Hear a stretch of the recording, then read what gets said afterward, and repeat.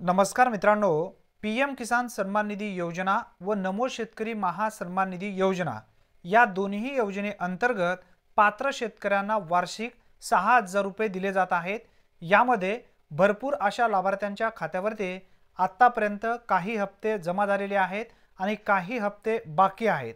आता येणारा जो हप्ता आहे पीएम किसान सन्मान निधी योजनेचा आणि नमो शेतकरी महासन्मान निधी योजनेचा, नमो शेतकरी महासन्मान निधी योजनेचा एक हप्ता आणि पीएम किसान सन्मान निधी योजनेचा एक हप्ता असे दोन हप्ते 2,000 रुपयाचे एकूण 4,000 रुपये पात्र शेतकरी बांधवांच्या खात्यावरती कधी जमा होणार आहे। भरपूर अशा चॅनलच्या माध्यमातून सध्या चुकीची माहिती दिली जात आहे। 25 तारीख असेल, 26 तारीख असेल किंवा या महिन्यामध्ये हे पैसे जमा होणार आहेत। मित्रांनो, कधी हे पैसे तुमच्या खात्यावरती कन्फर्म जमा होऊ शकतात याबद्दलची माहिती आपण या व्हिडिओच्या माध्यमातून समजून घेणार आहोत। त्यासाठी नक्की हा व्हिडिओ शेवटपर्यंत पहा।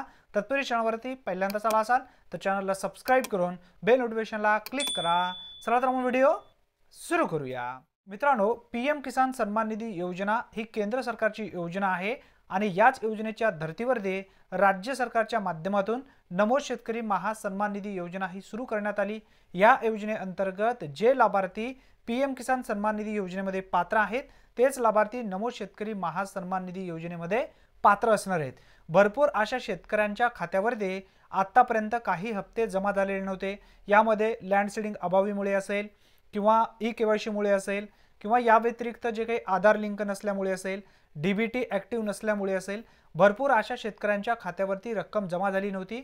ज्या शेतकऱ्यांनी ही जी काही पूर्तता आहे कंप्लीट केलेली आहे अशा शेतकऱ्यांच्या खात्यावरती राहिलेले पेंडिंग हप्ते आणि येणारा हप्ता सुद्धा कन्फर्म येणार आहे।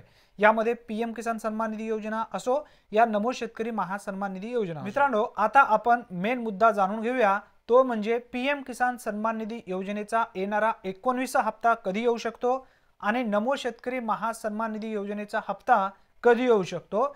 मित्रांनो, सध्या विधानसभा निवडणूक दिल्ली सुरू झालेली आहे।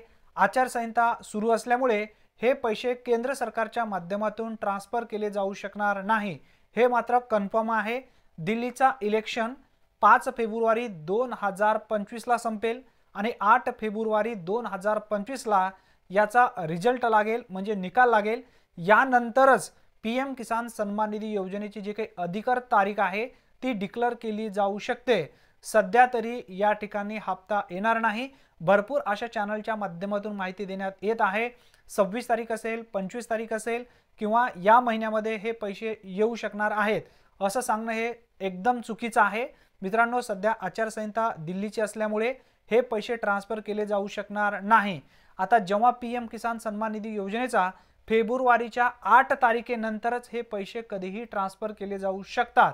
त्यानंतरच राज्य सरकारचा जो काही नमो शेतकरी महासन्मान निधी योजनेचा हप्ता आहे तो सुद्धा ट्रान्सफर केला जाऊ शकतो।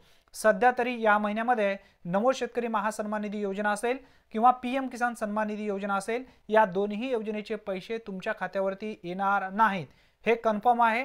अतिशय महत्त्वपूर्ण ही माहिती आहे। जास्तीत जास्त तुमच्या मित्रांपर्यंत हा व्हिडिओ नक्की शेअर करा।